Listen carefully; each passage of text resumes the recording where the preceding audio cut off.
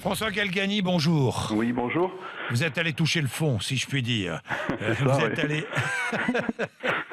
L'Ifremer, vous êtes allé plonger, vous avez étudié les fonds marins Atlantique, Arctique et Méditerranée. On va s'intéresser à la Méditerranée et cette notre mer qui est la plus touchée de tous.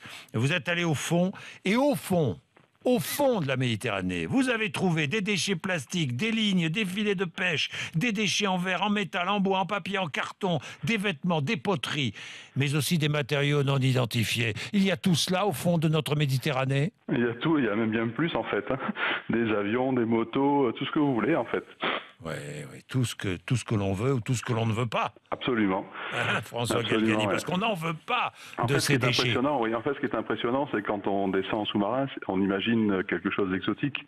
On rentre dans des endroits où il n'y a personne et dans la réalité, très rapidement, on arrive autour de, de cavités, de rochers et autres, ou parfois d'épaves, et tout autour, en fait, il y a énormément de déchets qui s'accumulent, quoi. Mais où François Galgani, Alors où en fait, si vous voulez, d'abord il faut voir un petit peu d'où ils viennent. Donc principalement les grandes métropoles, les grands fleuves, et puis dans les événements extrêmes, lorsqu'il y a des crues et autres, il y a des apports massifs, si vous voulez. Et après ils sont canalisés dans les canyons, ces espèces d'entailles sur le long de la côte, là. Et donc ça descend très très profond. Et là, en fait, ils vont se reposer, si j'ose dire. Ils vont se poser plutôt, et ça correspond là à des zones où il y a le moins de courant. Et là, ils sont là pour des dizaines, voire des centaines d'années, quoi. Des centaines d'années. Ça veut dire tout au long des côtes méditerranéennes. Absolument. Aucune côte n'est préservée, François Galgani. Alors il y a des parties de côte où il y en a moins, mais en fait le problème c'est qu'en surface, si vous voulez, les déchets sont transportés par les courants. Et donc il y a un échange, si j'ose dire, c'est une collaboration qui marche entre les différents pays. Donc on reçoit des déchets d'Italie, on en envoie en Espagne, on en renvoie également lorsqu'il y a du Mistral en France vers la Sardaigne. La Grèce en reçoit de Turquie, la Grèce en envoie en Adriatique. Et donc vous voyez, il y a des échanges permanents comme ça, et donc forcément ça couvre après l'ensemble de la zone. Ouais. On évalue, avec les travaux de l'Ifremer, qui sont toujours essentiels, on évalue à 500 tonnes de plastique flottant en Méditerranée. 500 tonnes. Et plus de 100 000 animaux marins meurent empoisonnés ou emprisonnés par le plastique. Alors en fait 500 tonnes, ça correspond aux quantités de ce qu'on appelle les microplastiques, c'est-à-dire uniquement les microparticules en surface.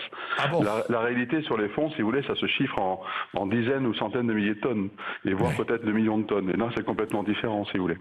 Oui, mais c'est affreux quand vous plongez, que vous êtes à 500 mètres et que tout à coup vous observez une décharge. Alors en fait, si vous voulez, la sensation étrange qu'on a, c'est que c'est un petit peu l'endroit où personne ne va et donc où on peut se permettre de laisser tout, si vous voulez. C'est un petit peu ça.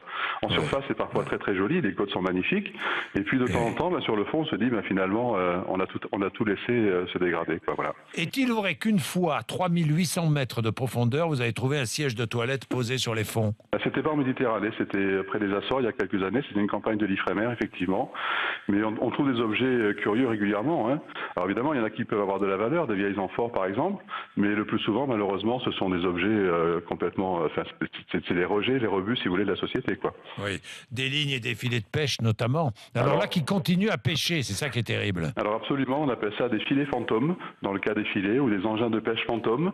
Et c'est parce qu'une fois perdus en mer par les pêcheurs, si vous voulez, même si ça a de la valeur, ils essayent de les récupérer et autres, malgré tout, ils continuent à pêcher, parfois pendant plusieurs semaines, plusieurs mois, voire plusieurs années. Et donc là, ça a un impact évidemment sur les ressources, puisque de toute façon, ça décime des populations, quoi. La seule solution, c'est de sensibiliser les populations.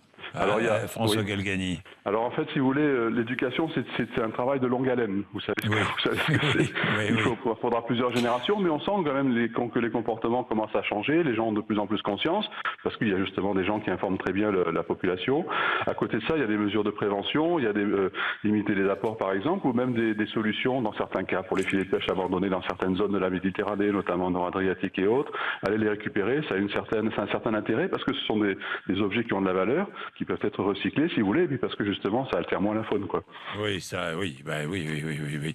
Je vais vous lire simplement le mail de Fabien. Oui. Pour en terminer, je travaille sur des navires transportant des produits pétroliers et chimiques en zone Méditerranée, en particulier sur le ravitaillement de la Corse en carburant. Nous sommes soumis à une politique environnementale très stricte. Les déchets sont classés par catégorie, sont tous débarqués lors de nos escales. Il ne nous viendrait jamais à l'esprit de jeter quoi que ce soit lors de nos transits. Il est très fréquent fréquent d'observer des baleines et parfois quelques tortues. Comment rester indifférent face à cela? La pollution due à l'ignorance et au je m'en foutisme de l'homme est irresponsable. Comment lutter pour préserver cette nature merveilleuse, si ce n'est que de travailler à la source et en montrant du doigt les méfaits de cette pollution sournoise? Il y aura toujours des imbéciles qui n'en feront qu'à leur tête et n'auront aucun scrupule à jeter leurs déchets dans la nature. Mais je pense qu'à force de sensibilisation et de reportages chocs, nous pourrions arriver enfin à responsabiliser les principaux acteurs. Eh oui. Moi, je dirais qu'il y a eu 5 prix Nobel pour l'invention de polymères, donc de matières plastiques. Je pense qu'on peut en donner quelques-uns à ceux qui inventeront, ou on pourra en donner quelques-uns à ceux qui inventeront des matériaux issus de l'industrie plastique, pourquoi pas, mais qui seront moins néfastes pour l'environnement, quoi. Ça, c'est un petit peu notre futur, si vous voulez. Merci beaucoup. C'est moi qui vous remercie, ouais. Merci.